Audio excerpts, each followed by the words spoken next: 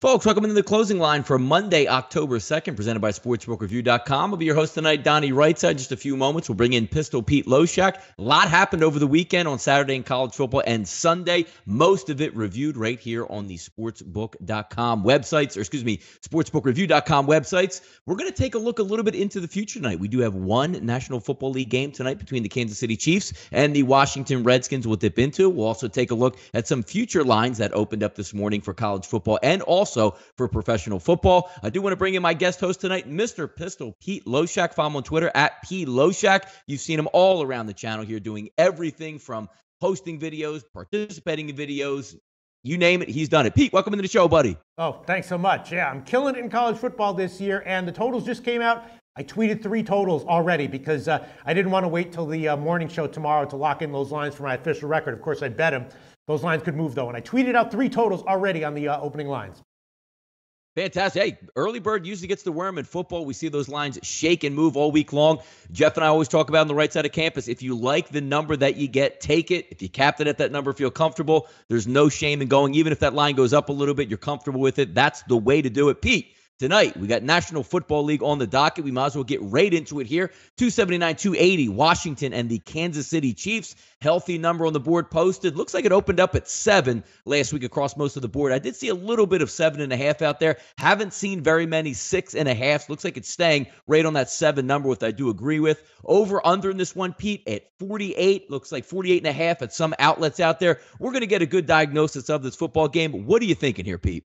Well, first of all, obviously that line move on the total is sharp action. I don't even need to be told that. I mean, a Thursday night game like this, a big move day of game from 49.5 to 48, that's sharp action. That's not the public all of a sudden thinking that, the under's a good place. So I was leaning over here because, I'm kind of liking both offenses here, but clearly there's been sharp action on the under.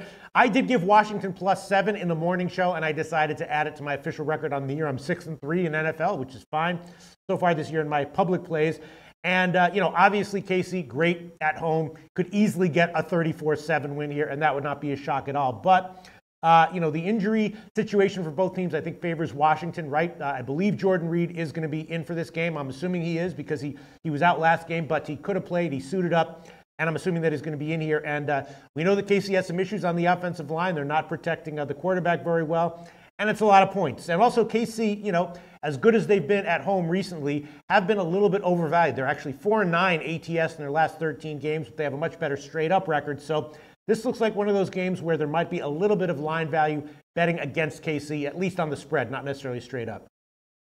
Yeah, taking a look at it there, Jamison Crowder's a little bit banged up for the Washington Redskins. A couple nicks and injuries. Is Rob Kelly going to come back tonight? We'll get some inactive list here up in a few moments, maybe even before we get off the air. Jordan Reed also questionable for this football game. Anticipating that those 3 guys are going to give it a go tonight. Interesting injury tonight for the Kansas City Chiefs. D. Ford, good pass rusher, is going to be out for this ball game. So that's going to help, I don't want to say help scoring. That's the wrong thing. But it's going to help Washington, one less guy to be effective on that defense. But I'm looking at this game alone, Pete. Gave it out today on the right side of campus. Not a strong play, but I am leaning towards the under in this situation. As you said, it is going down a little bit, so moving in my direction. What I like about this game, Pete, is just the fact that the way Kansas City plays football and typically at home. They're not a runaway type football team. They're going to be able to hand the football off to Hunt, control the clock. I liked what I saw of the Washington defense over the past couple weeks coming out, and truth be told, we don't know really how good Oakland is at this point right now. Looked fantastic to open the season, beat Tennessee, beat the Jets, but we're seeing both of those teams there. I mean, not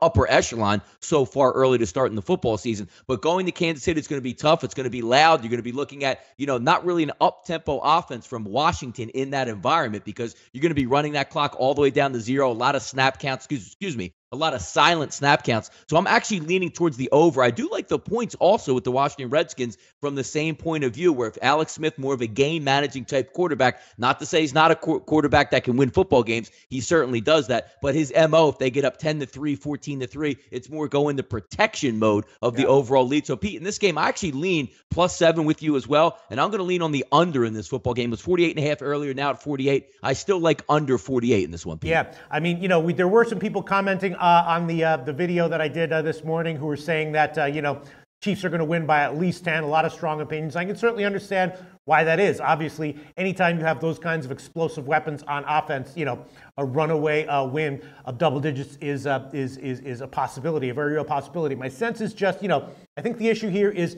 Kirk Cousins, right? The first 2 weeks, he was struggling a little bit. Last week was great. And so now what are we going to get from him here? I mean, clearly the Redskins don't have the passing game this year or they haven't shown that they have the passing game this year that they have shown in past years. But again, when Jordan Reed is healthy, that helps things a lot. There's great potential with Doxson and Terrell Pryor. So, if those guys come into their own, those guys have been kind of underachieving, I think, a little bit. And if they start to get into a stretch of games where they're increasing their production, the passing game could take a big jump forward for Washington. It could start tonight, maybe not, but it could. So I'm on Washington +7. Yeah, I mean, I can very easily see a game tonight, Pete, in that environment, 24-21 type final. Do I expect Kansas City to win the football game? I think they're overall the better football team. And again, home field advantage at Kansas City. It's one of those top 5 places where when you go into play, the crowd's going to be, against you. It's a tough environment to play. And Andy Reid's a very good football coach, especially during home games. I'm going to take a bite there again. We'll go +7. I'll lean with you as well, and I'll lean also on the under that one, Pete. A lot more football games to be played this week. We'll take a quick dip in to some of the opening lines, Pete. Thursday Night Football, interesting one, 303, 304. Brady versus Winston. Obviously, that's New England and Tampa Bay. Tampa Bay off a, I don't want to say a stunning game. They opened up the game versus the Giants, looked like they were going to put them away, let the Giants back in the game, similar to the way the Giants came back on the Philadelphia Eagles, and lost just about in the same fashion. Had a fourth quarter lead late, lost it to Tampa Bay, driving down the field, getting that field goal. Interesting one coming in because New England, this isn't your dad's New England football team, as I like to say, coming to town here, short rest, don't have much of a defense, so to speak. 2 good cornerbacks from New England are going to have their hands full with Mike Evans and Deshaun Jackson, a very mobile Jameis Winston. The one thing I like about this game, Pete, I know it opened up at about 5 in the favor of New England. If you're leaning towards the home team, Jameis Winston's going to have a lot of time to throw in this game, Pete. Yeah, the Pats, they're a seriously flawed team this year, and in Week 1, I did actually give the Chiefs plus the points, not to win, but plus the points as a pick. And when I saw what happened in that game, right after that, the next day, I said, watch out for the Pats. They have some serious issues. Obviously, Brady is still Brady, Belichick is still Belichick, but they have some serious issues defensively. Donta Hightower, returns after missing the first 4 games, which is obviously a boost. But the Pats, I think, are going to be overvalued. And I said early in the season that I think they're going to be overvalued long term. I'm kind of looking more to fade them as like a huge favorite at home as opposed to just a moderate favorite on the road here. So I'm not sure if I'm going to bet Tampa Bay, and if so, how big. But, I got to be leaning Tampa Bay here. Yeah, no, Thursday Night Football, you know me, Pete. I'm always leaning towards the home team, taking points there. Looks like it's up to 5, some 5.5 in some spots. So still a lot of Brady backers. The one interesting thing, Pete, is, you do envision points in this football game, but 56 points now showing up for Chris. Seems like an awful lot on a short week, banged up, not much practice for New England. Brady, seems to go nuclear late in football games because now they're either down or in a tie game. He's probably going to throw 35, 40 times, but I'm still going to lean towards the under. 56 is an extremely high number, Pete, for an NFL football game. Yeah, I'm not sure what I think about this total here. I have been riding overs with the Pats so far this year. Obviously, they still have Brady and weapons on offense, and obviously their defense is still a liability. So I have no real opinion on the total as of right now. But in general, I don't know if this counts for this week, but in general, I'm definitely going to be looking for the Pats to continue to be overvalued, and maybe particularly so at home as a big favorite. Yeah. Hey, Pete, some interesting news coming down the wire here on the closing line. Game number 469, 470. We're probably not going to see a line for a little bit this week. Flacco versus Oakland undecided. Just got an update. Derek Carr, Pete, will miss 2 to 4 weeks. Yeah. I guess it's a back injury, a neck strain, whatever he went down with. It almost looks similar, Pete, to the Tony Romo injury that he got versus Seattle. Very similar situation. That's tough luck for the Oakland Raiders here.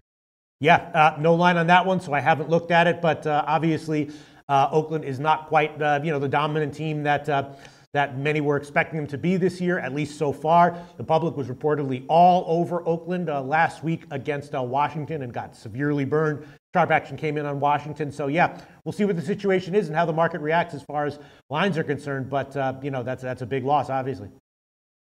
Looking before the game, but a little bit more luster on that one, Pete, with Baltimore and Oakland. Now you're going to have a backup quarterback. Both teams seemingly struggling to move the football. Now we'll see what happens and how that pans out, Pete. Next up here on the docket, 465, 466. Interesting one. Carolina, Pete, pulling off a nice upset, going into New England. Detroit coming out with a division victory. Tough, hard-fought effort versus the Minnesota Vikings. Opening line in that one sitting at -3. Pete, Matt Stafford at home. If you give me a line that's +3, -3, somewhere in that range, it's a foregone conclusion, Pete. Coming down the stretch, Matthew Stafford will have the football in his hand to win or lose that football game.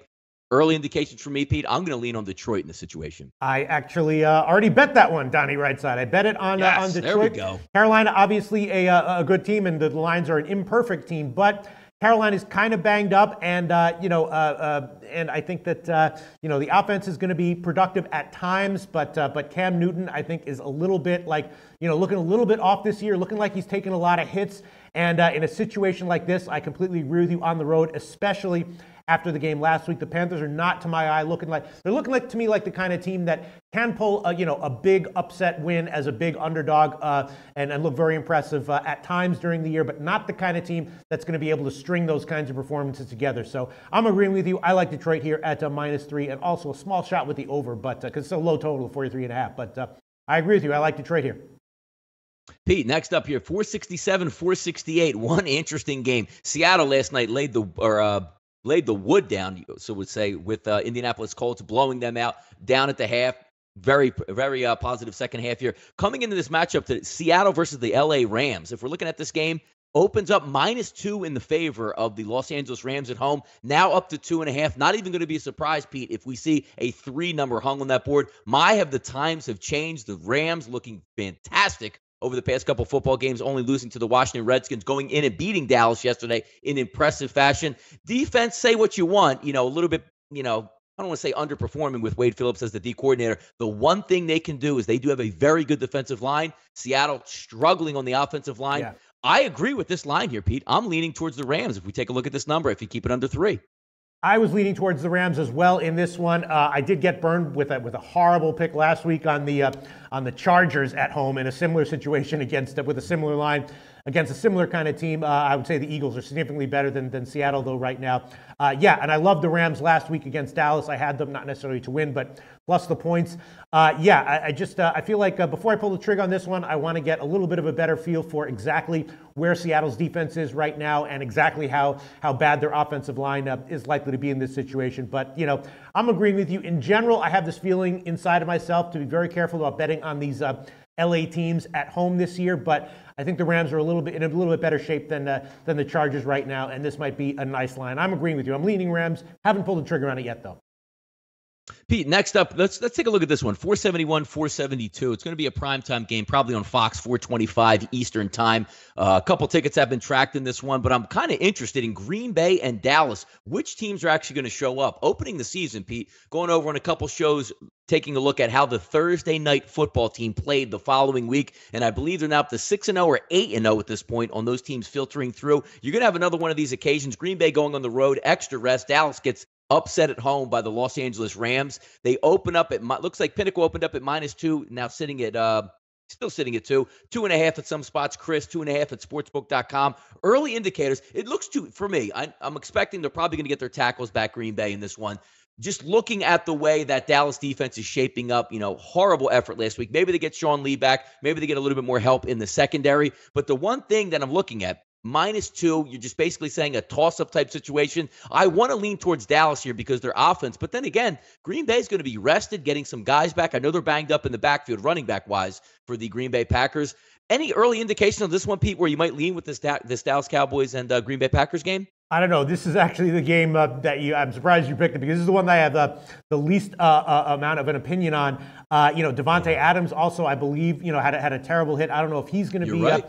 Playing for this game. And the offensive line was in shambles, but they did a good job for Rodgers last week. And basically, in general, I don't like betting against Aaron Rodgers, especially when he's got sort of a team around him that's generally being thought of as flawed in some way, because that's when he tends to be undervalued here. So this is a game I have no opinion on as of right now as far as betting value. I'm going to look into it more later on. Definitely need to make a bet though, and I'm going to look into it a little bit later. Yeah, one of the things that on these sides, a good point you bring out with Devontae Adams. It's going to be nice if he can play in that game because a little bit undermanned, I would say, the Dallas secondary is. Yeah. The over-under looking enticing, even though it's a 52 and a half where it sits. Last week, leaning towards the over in that Rams game, Pete. This one has that similar feel to me, which this looks more likely to be a shootout where both teams get in the high 20s, low 30s than opposed to maybe a 24-17 type battle. Any thoughts, early indications on that over-under there, Pete?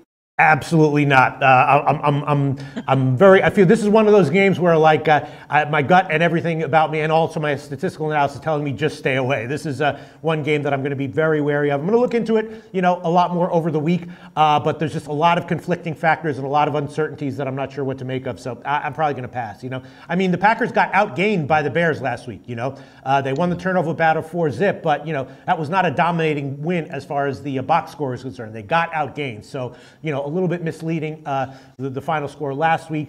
It's a pass for me as far as right now is concerned. Saw Jerry Jones' son, the GM of the football team, say he's getting some positive feedback on Sean Lee playing in the next football game, which Sean Lee in, Sean Lee out for a Dallas defense makes all the world and the difference. We'll go over one last game here. I would go over the Kansas City-Houston game, but obviously with Kansas City playing tonight, some of those dynamics might change in that one. But an interesting one to me, Pete. We're going to have a battle of 0-4 teams. The Chargers and the New York Giants, 451, 452. Line opens up at 4 at Pinnacle, 3 at Chris, sitting about 3.5, 4, depending where you're getting at this point. Both of these teams technically dead in the water. The one matchup I do like, if you're looking from a Charger perspective here, is you have Melvin Ingram and Joey Bosa going up against a porous offensive line for the Giants. I don't know what quite to make of the Giants yet, losing in heartbreaking fashion to the Eagles, losing in heartbreaking fashion to Tampa Bay. If they pull one or both of those games out, the season is completely different. I'll see how healthy they come into this football game, but you do know with Rivers and the Chargers, they're going to put up a game effort. They're going to be in the football game.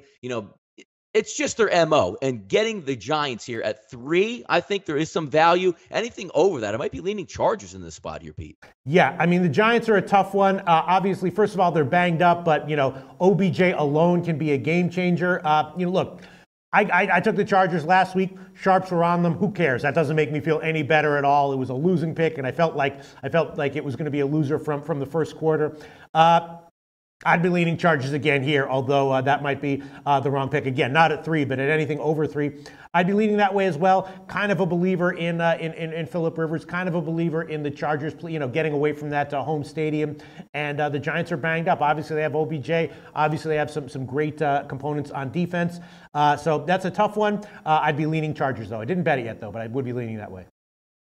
All right, quick little preview there of the NFL. Pete, why don't we switch it over real quick here to NCAA football? Picked out about 5 or 6 games, some interesting situations. I like to call them the bigger games of the week that we can dip into. And again, we haven't fully vetted these games. We're going to give you a fresh look and an opinion on those. We'll start out right away, Pete, with an early week game here, Thursday night, 3:05, 3:06. Louisville and NC State, about 86% of the early tickets coming in here backing Louisville, which actually I was a little bit surprised at. Pinnacle opened up at 2.5. Chris opened up at 1. Quickly bet to 4. Looks like Bovada is at 4.5, but obviously we know they're a little bit higher on the normal. But it seems to be sitting at 4. Pete, my early indications, I want to take NC State as the home dog here.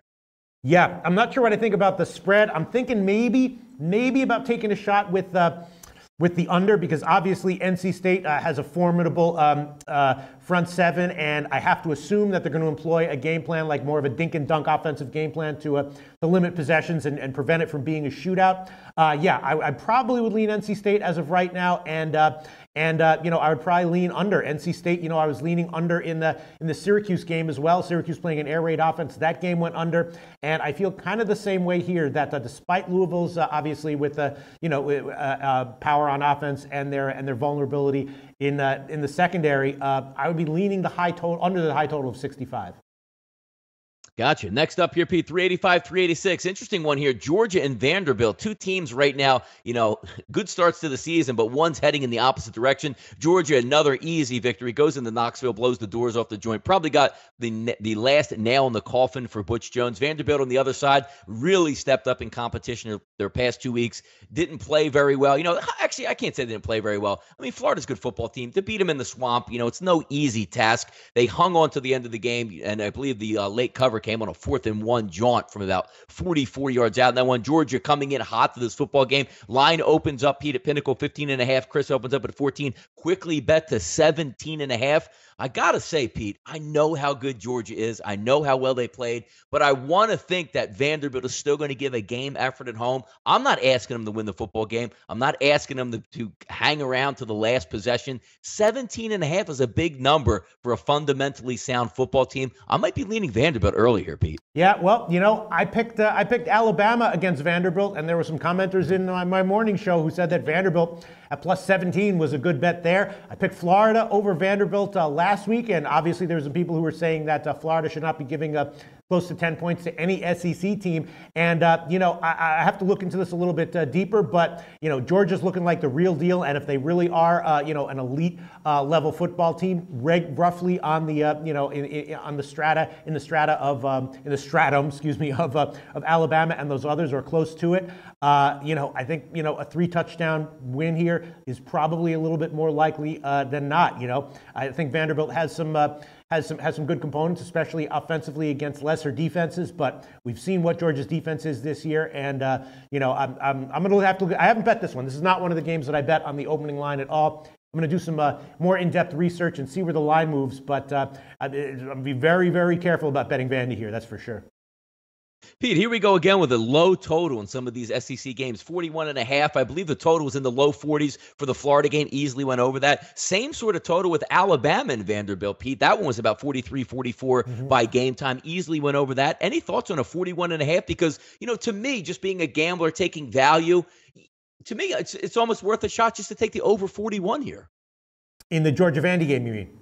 Georgia Vandy, yeah. Yeah, I actually took the over in the Florida game, and I mentioned that to Big Man. I didn't quite have the balls to add it to my official record in the shows, but I did bet it, and I mentioned to Big Man that I liked the over in that one. And you might be right. I mean, again, Vanderbilt is not really a team that I think can hang within 3 touchdowns of the elite of the SEC, but they, their quarterback, that guy Shermer, is definitely, a guy who can put up his share of points at times. So I would tend to agree with that. Again, I have to look into this deeper, but as of right now, I wouldn't disagree with that. And I did like the over in the Florida game last week for sure.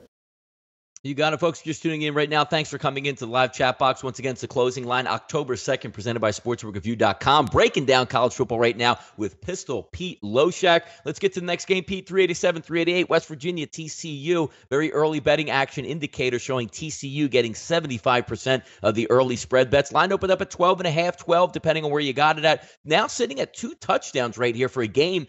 West Virginia squad opened up the total at Chris 69. That one's now been bet into the 70s, Pete, sitting at 72.5. One would think that you would get some points in this game. And to me, looking at the opening line, I think the line is telling you right now, oh my God, too many points with West Virginia, which would lead me to TCU just looking at it, because 2 good football teams. We saw TCU go in and battle Oklahoma State, came out very well in that game. Gary Patterson, one of the best football coaches in America here. But it just seems to me too many points. If you're going to give me 14, I'm going to take a high-octane offense just to hang around in that ball club. But if you're looking at the line, just reading it, that's a stone-cold TCU line to me. Yeah, I agree with everything you just said. There were a lot of bets that I made on the opening lines yesterday. This was not one of them.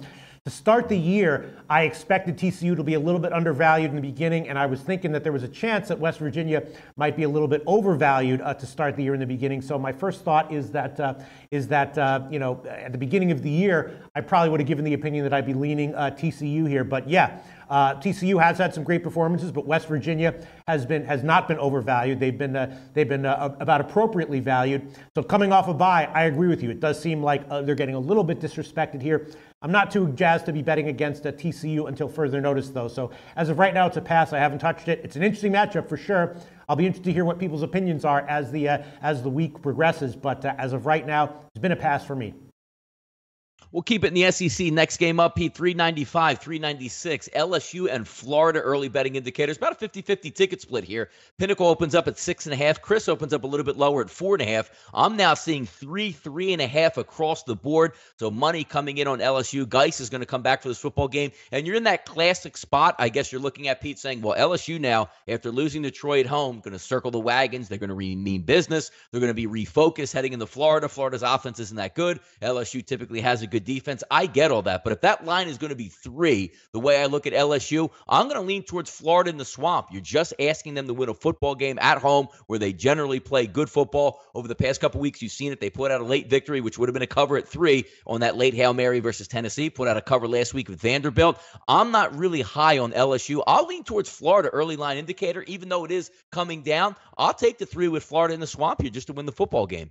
Yeah, I definitely expected, like I said before, better things from Florida's offense with Del Rio in. It just looks like it functions a little bit better with him in, and LSU has absolutely been crapping the bed for a couple weeks in a row now. How will they bounce back? I'm not sure. This is another interesting matchup that I did not touch on the opening line. This is a game that I had circled as one to do deeper research into Thursday or Friday and make a decision then, because there's obviously so many huge factors involved here. Yeah, a lot of injuries. Luke Del Rio goes out last week, gave him a little bit of spark. Back to Felipe Franks for the 37th time for Florida. So we'll see how that plays out. Danny Etling coming into this game a little bit banged up also. Yeah. I'm not even sure if that even makes a difference to me, Pete, if he plays or not. The football's not moving, north to south there. 405, 406, another SEC till. Ole Miss, fresh after getting spanked by Alabama, going to take on Auburn, Pete. This line opens up at 21 or 20, currently sitting at 21, even some 21.5 now showing up here at sportsbook.com. If you're looking at this game on a whole, to me, I don't want to say overreaction because, when you play Alabama, they slap you around. You're a little bit down in the dumps. You get beat by damn near 60 points in some of those games. Auburn coming fresh off an easy victory versus Mississippi State. If you look at these teams, obviously Auburn is the much more talented team, but I think that 21.5 number here, Pete, would be enough early line indicator to swing me to Mississippi just to hang around in this football game, maybe be able to score late. Shea Patterson's a good quarterback. I want to take that Alabama game completely off the Richter scale here. I think they can hang around. Auburn, to me, clearly the better team. But 21.5, I'm going to lean on points in this one. Over under, Pete, opens up at 57.5. Bet online showing 56.5. I actually would lean towards the over in that also. Yeah, I have no opinion as yet on the total, but this is a line that I did bet on the opening line, and I agree with you, Donnie RightSide. I did take Ole Miss for basically all the reasons that you just stated. No shame in getting absolutely blasted by Alabama. Auburn, I think, might be a little bit overvalued right now. They've got LSU next week. They've got, kind of a tough run of 3 road games coming up next week. So I agree with you. Feels like not a great scheduling spot for Auburn, and a hell of a lot of points to be giving to Ole Miss, who's, had a bye and then a blowout loss to Alabama. So I bet Ole Miss at plus 21. I did. Next up, Pete, last game we're going to talk about here was a really interesting one. I'm a huge Miami Hurricanes fan. Been watching Florida State. They pull out a late victory. Depending on where you got the line, 7.5. It was either a push or actually lost that game. 417, 418. Miami of Florida versus Florida State. Early indicators, everybody's loading up on Miami. I'm actually interested, Pete. Pinnacle opened the line 3.5. Chris opened the line roughly to pick them. Obviously, maybe coming out a little bit later, but the line sits at 3.5 across the board. I'm actually shocked by this number. Do I think Miami's the better football team? Yes. Miami has struggled over the past 10 years to beat Florida State. I believe it's up to 7 or 8 wins in a row, which pains me to say that the Seminoles have dominated. But Miami's always been in those football games. They should have won the game last year. Dalvin Cook pulls it out, the miracle maker he was. There's no player in the country that helped the head coach out more over the past 3 years than Dalvin Cook helped Jimbo Fisher out. The offense looks terrible for him right now. Blackman, the quarterback, hasn't gotten around. And I actually think they really got lucky in the last game, even to beat Wake Forest. They had to come back, nice touchdown pass late in that football game. Over under this one sitting at 48.5, depending on where you're shopping at. But that early line, Pete, actually shocked me that Miami is now a 3.5 favorite here in Tallahassee. Yeah, I agree with you. Well, the line actually was a little bit late to come out. And again, when it did come out, we saw, as you just mentioned, a big line move in favor of Miami, Florida. So, I'm going to look into the spread later on this week. No opinion on that, but as of right now. But I did take a shot with the under at 48.5. I think obviously a huge rivalry here. Miami, great defense, and Florida State, obviously, as of right now, I think is still a team that's trying to find their way on offense a little bit. These games do tend to be a little low scoring when Miami plays Florida State. So I did take a modest shot with the under 48.5 when that line came out. Not sure where it might go. It might get bet up to like 50, and I might have gotten a crappy line there, but I think it's going to be a modest scoring game. No, Pete, I think you're on the right trail some because when you watch Miami play, I mean, they have a very good defense. And I think in this football game, knowing the fact that Florida State now, Pete, I mean, there's no Jameis Winston, there's no Dalvin Cook. I don't think Mark Richt in Miami, Pete's going to come in this football game going, you know what, boys, we better hang 35-40 and get into this track meet. I actually see the opposite here, and I think the same thing is going to come from Jimbo Fisher at Florida State. Very conservative to open up the ball game. The young quarterback handed off a lot. They have a great defense as well, the same as Miami. I'm going to see this game probably played in the low 20s here, which again, hard-hitting rivalry game. Take a look at last week at the Duke game. What was the final score? 31-6, and actually played a lot closer and seemed to be a lot more low-scoring than actually the total ended up in that game as well. So, Pete, I'm leaning with you there. That Miami under, if you can get that line, some of that 49, even though college football, pro football, to me, it's never set up to go under. It almost seems like you have to get lucky and the breaks to go your way. But I can very easily see this game, Pete, entering the fourth quarter, something around 17-14, maybe even a little bit low scoring than that, just the way both these teams come out. The one knock I'm going to have in this game, which I need to see progress throughout the week, it was clear to me that Mark Walton got injured in the Toledo game. Wasn't his, 100% self in that Duke game. Actually got injured again late. If Mark Walton comes into this game 100% healthy, Miami's the clear play. But if he's coming in 75%, that's going to open the door for Florida State. But, Pete, I like your analysis there on the under in that football game. I would lean that way as well. Yeah, I mean, look, I'd rather be getting 53.5, but at 48.5, I did take a shot with it. No problem. And look, we just reviewed some NCAA football opening lines, NFL opening lines, also the game tonight. Pete also looking to lean on that football game as well. Pete, +7 sticking with the Redskins tonight in that game? Yep. I mean, I bet it small, or moderately, and I gave it as an official pick. Added it onto my official record in my public plays. 6-3 so far in the NFL. Hope I'm not 6-4 by tomorrow. If I am, that's okay. But yep, I'm sticking with Washington +7. You got it. We're going to end the show tonight, spend a couple minutes here. Major League Baseball. This is a great time of the year. You have that confluence of NCAA football, NFL football. Basketball is going to start up in just a little bit. But I love October baseball and getting into the wild card games, Pete. Let's just do a quick review. There's 2 games set up here tonight on Tuesday and Wednesday. The first one we'll look at 9:31, 9:32, Santana versus Severino. Obviously, the majority of the people are going to bet the New York Yankees in the spot. The Yankees have owned Minnesota in playoff play. Chris now sitting at a -250 and a 7.5. Obviously, I'm not a big run line guy. I'm not going to take a -250 in this equation just on the money line in this. I actually would lean to playoff baseball, even though it's a smaller ballpark there. I'm going to lean under 7.5 when these two go. I see a 4-1, 4-2 type victory for the Yankees. Any way that you're leaning in that baseball game, Pete? Not really. I've said this a lot. I love postseason betting in pretty much all sports except for baseball. For whatever reason, I don't have much interest in it. I don't have a particular edge. I think probably the reason is because all the teams who are there are roughly appropriately valued. There's no one who's like an auto fade or a semi-auto fade as a pitcher. The Minnesota Yankees game, my sense is that obviously the Yankees should be a big favorite. At this line, they're probably a little bit too big of a favorite, except that Severino's been absolutely lights out. So,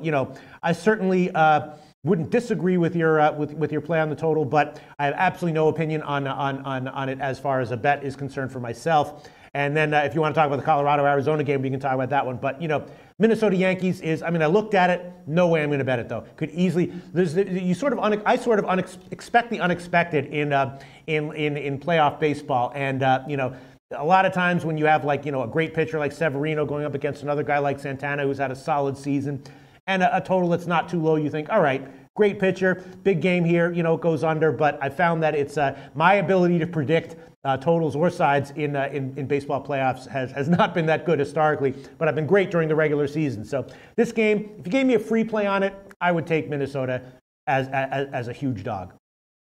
Pete, I want to bring up that one point you made, and you are so right. I'm the same wavelength as you. The baseball playoffs, to me, give less value than any other sport, including the regular season. And I don't know if it's because both teams are really good. One team has a hammer pitcher. Everybody's locked in. The line, again, we're going to talk about in a few moments, that Colorado-Arizona line, it's sitting at 170. The Yankees are at 250. The NFL playoffs, I love. Bowl season, I love. NHL playoffs, college, I love. NCAA, that might be my favorite postseason sport to bet on out of all of them is hockey. Yeah, because I mean, the game changes to me, and a lot of teams get, a little bit more tight. You're worried about, making the right play, moving the runner over, not as much free swinging. But I agree with you. I have a harder time betting playoff baseball, or finding an edge in playoff baseball, I should say, than any other sport, regular season or combined in the playoffs. Also starting on Wednesday, Pete, 8:05 game, 9:33, 9:44. Colorado's going to send John Gray to the mound. Home team, the Arizona Diamondbacks with Greinke. Maybe for once, Pete, we will get a full lineup out of the Arizona Diamondbacks that looks good. Both of these ball clubs can hit. It's in a hitter's ballpark.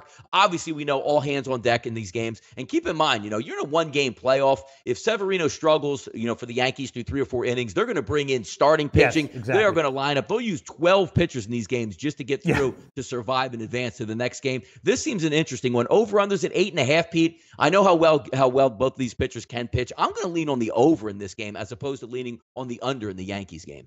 If you gave me a free play, I'd probably take a shot with Colorado as a decent-sized underdog. I mean, Gray closed the year great. He's a live arm. He's a respectable arm. I think you're disrespecting him a little bit by making him this big of an underdog. And obviously, Greinke's great. I would give, at full strength, I would give a clear lineup advantage to Arizona. But, in a one-off game like this, Gray against Greinke, at those odds, I would take a shot with Colorado. No, fantastic. Went over NCAA football tonight with Pete. Went over NFL football tonight with Pete. Little baseball checking in as the week goes on. Obviously, when these games get closer, we'll break them down a little bit more heavily. But tonight, we don't have any. You usually have about 5 or 6, maybe 10 baseball games on deck. That's not the case. Just the one Monday Night Football game to look forward to. So we'll lean on that tonight. I want to thank Pistol Pete for his time tonight. Follow him at P. Loshak on Twitter. I always like to give props to the big man on campus as well, my partner in crime during the day. Him and Pete do an unbelievable job on Saturday morning at 11 a.m. The winners were off the charts this week. Couple hundred people in the live chat box. It's always a great show with information. Check that out. Obviously, Pete also does the odds couple in the morning. Check that out daily, 10:30 Eastern. Fantastic show. Always gives Pete always gives picks out there, winning picks at that. The closing line October 2nd, presented by sportsbookreview.com. Check out everything at sbrodds.com. Also, follow the latest on Twitter at SBR Sports Picks. Give us a like and a subscribe on YouTube. From everybody here at Sportsbook Review, good luck on your wagers tonight. We hope you help you beat the closing line. Take care, fellas.